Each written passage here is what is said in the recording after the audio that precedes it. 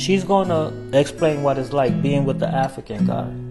So she's gonna explain, how the culture is and how you deal with certain customs and how Africans have certain customs that are different than Black Americans. So if you want to date an African guy, you have to watch this project all the way through, because she's going to break down everything for you. Because what I've noticed is that a lot of Black people, they are dating outside their race, or they are dating into different cultures. They want to try something new. And Africans, they're Black too, but the culture is different. It's not the same. Okay, so I thought it'd be funny to do this video. Things that I wish I knew before I married an African man. Okay, the culture shock do be real, y'all. Like, I'm not even gonna lie. Like, it's starting to get a little bit better. But sometimes I just be looking at my husband, and I wouldn't say necessarily it's disgust, but it's just certain things that he does that is just like a major culture shock for me. And I'll give you guys an example, okay? He likes to pee outside. That, like, it's a whole bathroom in the house. Like, why do you have to pee outside? So yeah, that's one of the things that really like shock me every time he does it. So another one is like respect is really big in the culture. As you can tell, like some of them, they'll be like, please, like an elder is really important. You stand when an elder walks in the room, you greet. Unfortunately, in our culture, we just don't pay that much respect to people older than us, so that's something that I'm learning to raise our children and keep that in mind. Is like when an elder walks in a room, you stand and you greet them. When you walk in a room, you greet them. Hey, how was your day? You speak.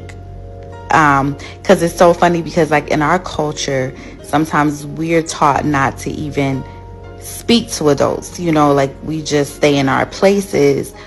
We let them speak to us first, but in their culture, like, no, it's the child's responsibility to greet, or it's, anybody who's younger, right, than that elder, it's your responsibility to greet. So that's just something that I noticed that he's real big on too.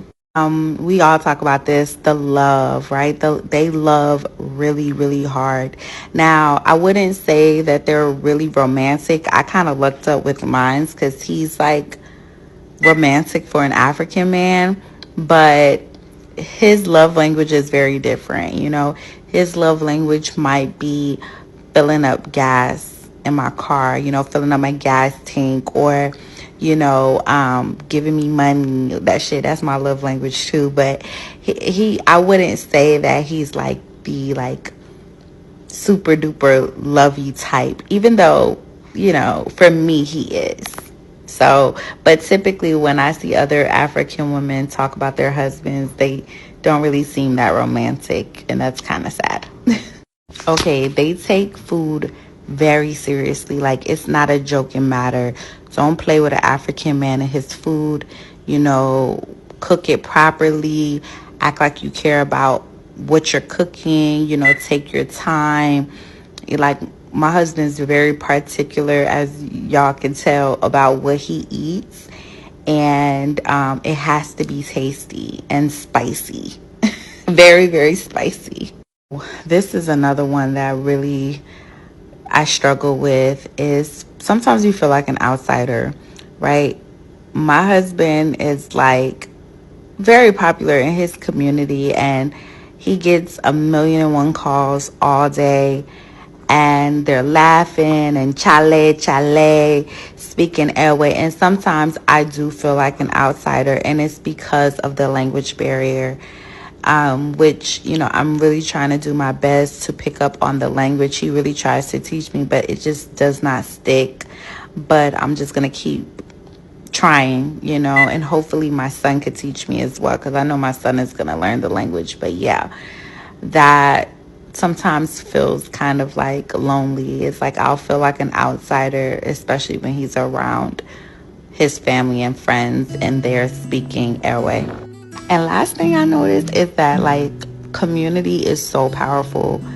The support that you get is unmatched, you know, like I even say this, like when it comes to like me posting on social media, this page gets so much traction because most of the people who follow me on this page are African, and it's just like the support is there, the community is there, like they really love you, and they really interact. They're not afraid to.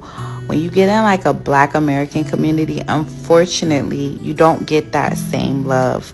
So I really love that about Africans. It's like when you marry into an African family, like the friends, the brothers, the family, everybody becomes your family as well. And so the community is really great. But those are just some things that I noticed. All right, things I learned dating African men as an African American woman, part 2. Y'all been waiting for this. All right, dealing with African men is quite the experience. I'm going to say that. Like I said, do I recommend you date them? Not necessarily, okay? Proceed at your own risk, okay? But what I will say is I learned is they are true hustlers. True hustlers, true hard workers. When I say if you get next to an African man long enough, if you leave that man without learning something, without learning a new source of income, getting some type of encouragement on like how to get to a new bag, girl, you did yourself a disservice. I get with an African man taking notes. Thank you. I'll be writing down. It's something very attractive about the way they get to money. Like, it's never one source. You know? Like, it's never one source. When one thing is dying out, they already got something else coming. You could say that's just a hard-working man. Now, that ain't every man. Some men go to work and that be it. These men, they might have a job, several hustles, several investments. They got a lot of stuff going on. It's never all of their eggs in one basket. It's never that. They are true hustlers, true providers. Black American men can be lazy. They can be lazy. These men, they come from wherever countries they come from, because y'all not gonna beat me up. They come from Africa, from different countries, and they come ready to work, ready to hustle, ready to get to a bag. And I love that for them. So if y'all know, y'all know. I got an African man, and I never ate fufu or African food. So, what's this called again, man? That's palaver sauce. Palaver sauce. And that's the fufu. So, I think we do it like this. Make sure your hands clean. Ooh. Is it hot? It's kind of hot. Well, you got nails, so you want to Oh, yeah. Mmm. He's the chaser. Just arrived late yesterday here in Northeast Ohio. He's had less time on here than just about anybody else in this building. Zachy having trouble at the ridge. It's a battle.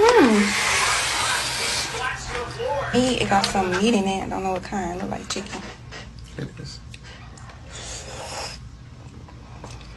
Mmm. Mmm.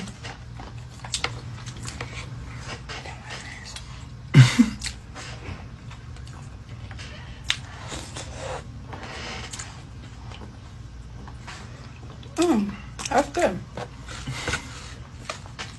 I like it. You want to try the sauce, the pepper sauce? Yeah. It's gonna be hot now.